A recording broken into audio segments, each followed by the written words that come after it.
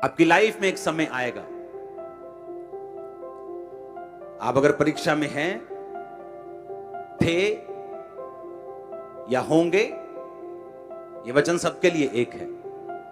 आपकी लाइफ में एक टाइम आएगा, आप पवित्र आत्मा से भरे हुए होंगे, आप वचन को जानते होंगे, लेकिन शैतान फिर भी क्वेश्चंस आपके सामने रेज करेगा, सवाल पैदा करेगा। ये क्यों? अगर वो है तो ये क्यों है?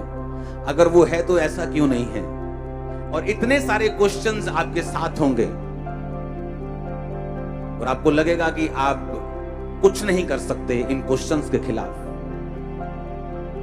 तब वो परीक्षा जो आपकी हुई थी और उससे निकलने की फीलिंग्स और एक्सपीरियंस जो आपको हुआ था, आपको मसीह में सदा के लिए स्टैंड रखेगा यीशु के नाम। मैं आपको सच कह रहा हूं,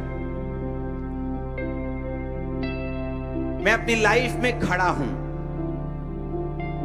उसका एक मेजर कारण यह है कि 2005 की वो परीक्षा जिससे मैं सबसे अधिक तंग हुआ,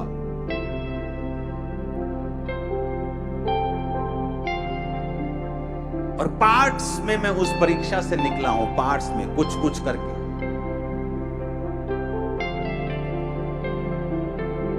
आठ साल, 9 साल, 10 साल।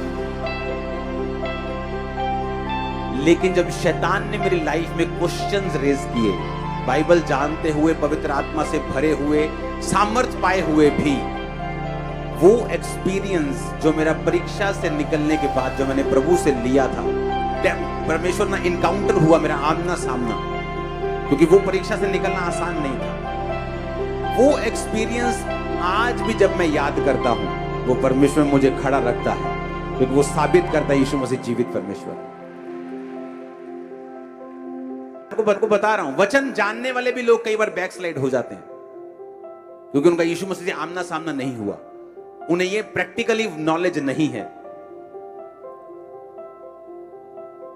आप जानते हैं, पतरस वचन जानता था, यीशु मसीह को जानता था।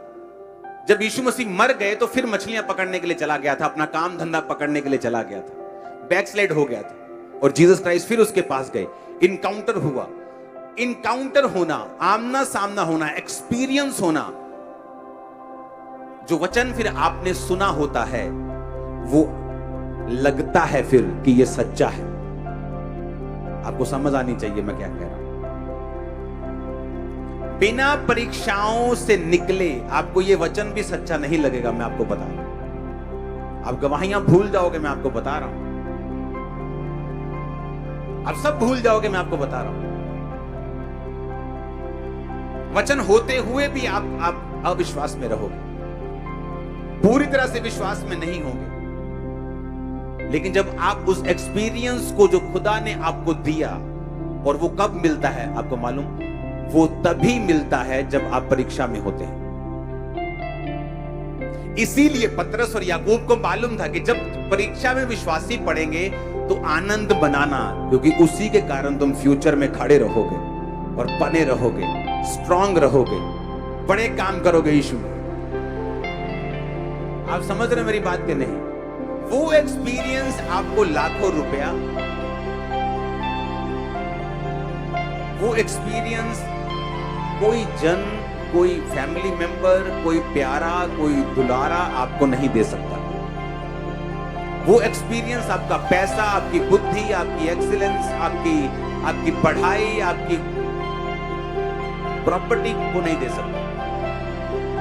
वो एक्सपीरियंस वो लोग नहीं ले सकते जो परीक्षाओं के दिनों में बहक जाते हैं, परमेश्वर से हट जाते हैं, प्रार्थना करनी छोड़ देते हैं, वचन पढ़ना छोड़ देते हैं, चर्च जाना छोड़ देते हैं, क्योंकि वो परीक्षाओं में लगता है कोई अचंभी बात उन पे बीत रही है। अगर परमेश्वर होता तो मेरे साथ ऐसा नहीं होता। और पतरस ने पहले ही कह दिया कि तुम अचंभा ना करो, कोई अनोखी बात तुम पर बीत रही है।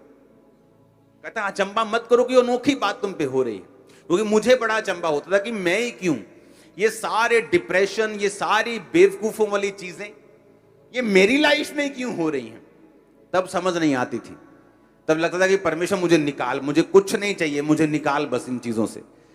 लेकिन आज समझ आती है कि वो क्यों था, ताकि मैं आज खड़ा रहूं।